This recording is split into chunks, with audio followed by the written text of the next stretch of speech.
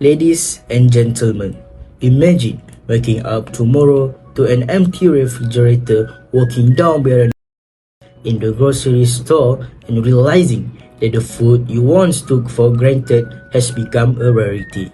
It's a sobering thought, isn't it? Today, we confront a looming crisis, the shortage of food resources and the impending challenges that could change the way we eat forever. Assalamualaikum, hello and greetings. Let me introduce myself first. My name is Muhammad Ali Farhan bin Muhammad Hashim Ko and I am from class CEEC 366. Back to the main objective of making this speech. In this video, I would like to share a topic about shortage of food resources in Malaysia generally.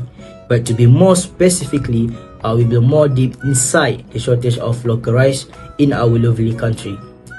Initially, there was a limited supply of locally produced rice in supermarkets and grocery stores. Now, that supply has dwindled to almost nothing and is hitting consumers where it hurts the most, which is their pockets. This drastic turn of events is forcing consumers to buy imported rice, which is more expensive than locally produced rice. Let's go through into the main context of the speech. First and foremost, the extremely weather have really affected the production of the paddy yields in our country. The increase of temperature in states that leads the paddy field, causing the amount of local rice that can be produced for the season is lesser than in the usual season. This can be referred to the Malaysia statistic, particularly high temperatures adversely affect rice production in Malaysia. Similar to in other regions also, with 1% rise in temperature, rice production is estimated to decrease from 21% to 7%, and that is actually a huge loss amount of rice to support the need for the consumers in Malaysia. As you can see on the screen, the temperature shows that it was more than 34 degrees Celsius on both April and May month. This could really affect the cycle of paddy plantation to be matured and growth of its grains. Extreme heat can cause heat stress in rice plants, reducing their ability to produce grains. High temperature during the flowering and grain filling stages can result in poor grain development and lower yields. When drought season happens, paddy fields require a consistent supply of water. Prolonged droughts can lead to water shortage, hinder rice growth, and reduce yields. Insufficient water can also make rice plants more susceptible to pests and disease. The natural disaster occurs in our country also affect the production of the paddy yields. We always hear that many states which focusing on paddy plantation always been hit with a flood disaster. When flood hit, the paddy field will be covered with a huge amount of excessive water, which can cause the paddy field sinks. Then, the grains will result in dying.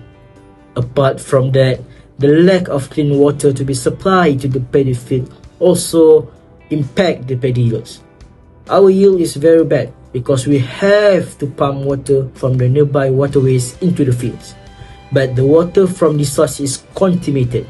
The only solution was for the relevant authorities to tap underground water and build a recovered storage area for farmers to water their fields. When the amount of local production rice decrease, people will start searching for another alternative, which is buying the imported rice rather than waiting action from the government side. High demand of the imported rice will occur and instantly spike the price itself. Although having to pay expensive price for rice, that is the only option and choice available now. Most of Malaysians eating rice is the main meal in our daily life. As an example, we eat nasi lemak for breakfast, we ate rice again for lunch, and also we ate rice for dinner. that makes Malaysia one of the food haven country. And the food is really delicious. The consumption of white rice is high. That's why having enough amount of rice is really important. Rice hoarders or distributors take advantages by hiding the rice to be supplied off. It's really happened in our country. That is really unacceptable. Taking the news from News Straits Time website, the Malaysian Anti-Corruption Commission (MACC) has uncovered a fraudulent scheme involving a rice supply company in Pendang, Kedah, which has disrupted the distribution and sale of the nation's staple food. Authorities then seized 180 metric tons of local white rice kept in a rice factory in the state, which worth an estimated of 405,000 ringgit. That's unbelievable to see. There's one doing this kind for selfish and irresponsible actions. What a shame. To wrap up the speech, let's take a clear side of the speech. Industry can use other ways to plant paddy. Just look at Japan, where they plant their paddy in a big factory and use the bulb as the source of light so that photosynthesis process could occur. Government should implement strict law and rules toward the rice cattle or rice hoarders and compound them with a suitable amount so that they will not repeat that kind of behavior again. Therefore, we can ensure that the shortage of rice as our daily food impacting the high demand, price to spike, and the less distribution of rice to consumers. Last but not least, food is essential for all living organisms to life. We depend on plants and animals for food. The increase in population has created much demand for food. It is important that we should increase food production without degrading our environment and disturbing the balances maintaining it. Government needs to come out with a long-term planning that can prevent our country from a shortage of food resources in the future. Hence, there is a need for sustainable practices in agriculture and animal husbandry. Please remember, the journey of 1,000 miles begins with a single step. I think that's all from me for this speech.